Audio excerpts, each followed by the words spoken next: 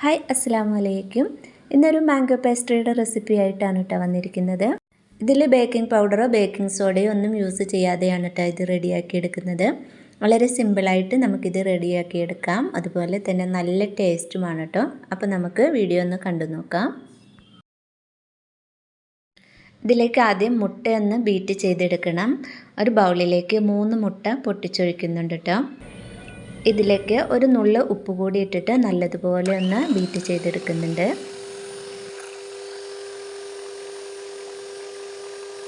ഒന്ന് പതഞ്ഞ് വരുമ്പോൾ ഇതിലേക്ക് 1/3 കപ്പ് പഞ്ചസാര കൂടി 3 പ്രാവശ്യമായിട്ട് ഇട്ട് കൊടുത്തിട്ട് നല്ലതുപോലെ ഒന്ന് ബീറ്റ് ചെയ്തെടുക്കാം.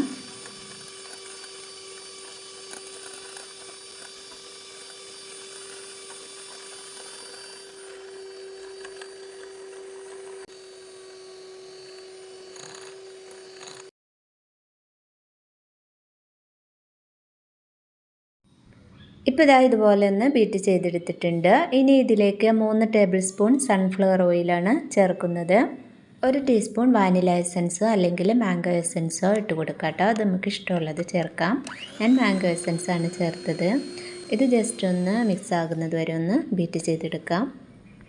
ഇനി ഇതിലേക്ക് 1/2 കപ്പ് മൈദയാണ് കേട്ടോ ചേർക്കുന്നത്. അത് ഒരു അരിപ്പയിലൂടെ ഒന്ന് അരിച്ചിട്ട് കൊടുക്കുന്നുണ്ട്.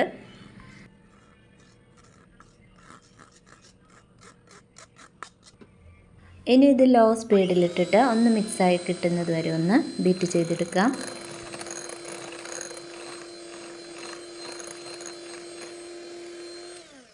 അപ്പോൾ നമ്മുടെ കേക്ക് ബാറ്റർ ഇവിടെ റെഡി ആയിട്ടുണ്ട്. ഇനി ഇതൊരു കേക്ക് ടിന്നിലേക്ക് ഒഴിച്ചു കൊടുക്കാം.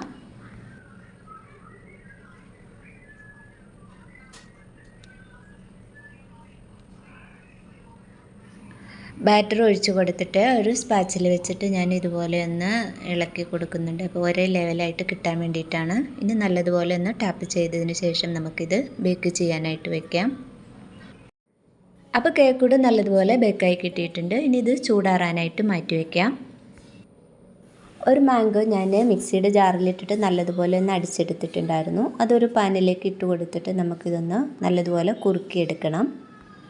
ഇതിലേക്ക് 3 ടേബിൾ സ്പൂൺ പഞ്ചസാര കൂടി ഇട്ട് കൊടുക്കുന്നുണ്ട്. ലോ ഫ്ലെയിമിലാണ് ഇട്ട് വെച്ചിരിക്കുന്നത്. ഇതൊരു പേസ്റ്റ് രൂപത്തിലാക്കി എടുക്കാം നമുക്ക്.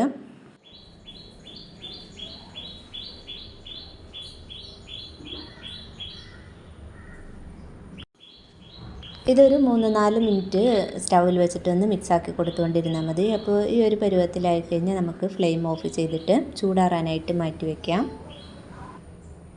കേക്ക് നല്ലതുപോലെ ചൂടാറിയിട്ടുണ്ട് കേട്ടോ. നല്ല സോഫ്റ്റ് ആയിട്ടുള്ള കേക്കാണ് കേട്ടോ കിട്ടിയിരിക്കുന്നത്. ഇതിന്ന് 2ആയിട്ട് കട്ട് ചെയ്തെടുക്കുന്നുണ്ട്.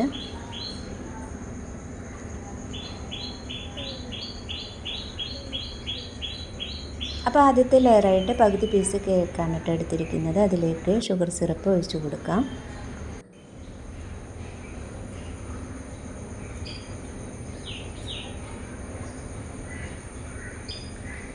ഇതിലേക്ക് ബീറ്റ് ചെയ്ത് വച്ചിരിക്കുന്ന വിപ്പിംഗ് ക്രീം ഇട്ട് കൊടുക്കാം.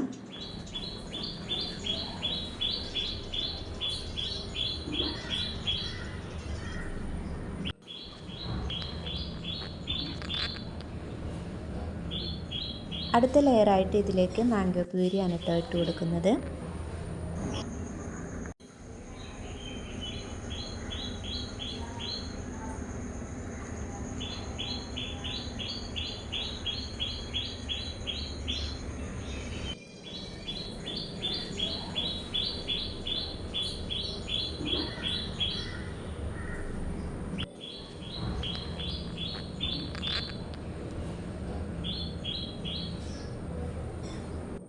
ഇതിൻ്റെ മുകളിൽ കുറച്ച് ക്രീം കൂടി ഇട്ട് കൊടുത്തതിന് ശേഷം മാറ്റി വെച്ചിരുന്ന മറ്റേ കേക്ക് പീസ് കൂടി ഇട്ട് കൊടുക്കാം. ഇതിലേക്കും ഷുഗർ സിറപ്പ് ഇട്ട് കൊടുത്തിട്ട് നേരത്തെ ചെയ്തതുപോലെ തന്നെ ക്രീമും മാംഗോ പേസ്ട്രിയും കൂടെ ഇട്ട് കൊടുത്തിട്ട് ഇത് കേക്കൊന്ന് ലെവലാക്കി എടുക്കാം.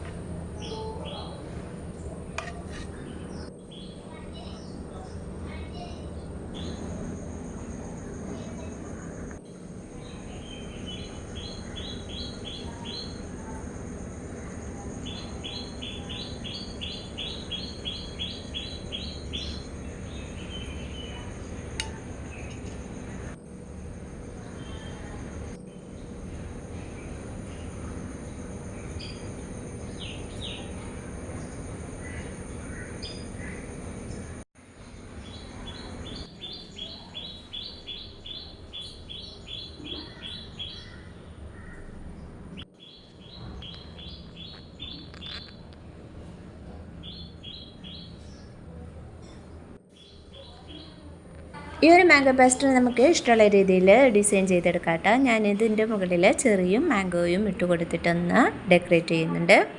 ഇത് ഫ്രിഡ്ജിൽ വെച്ച് നല്ലതുപോലെ ഒന്ന് തണുപ്പിച്ചെടുത്തിട്ട് നമുക്കിതൊന്ന് കട്ട് ചെയ്ത് കഴിക്കാം കേട്ടോ. നല്ല സോഫ്റ്റുമാണ്, അതുപോലെ തന്നെ നല്ല ടേസ്റ്റുമാണ് കേട്ടോ ഈ മാംഗോ പേസ്ട്രി കഴിക്കാനായിട്ട്.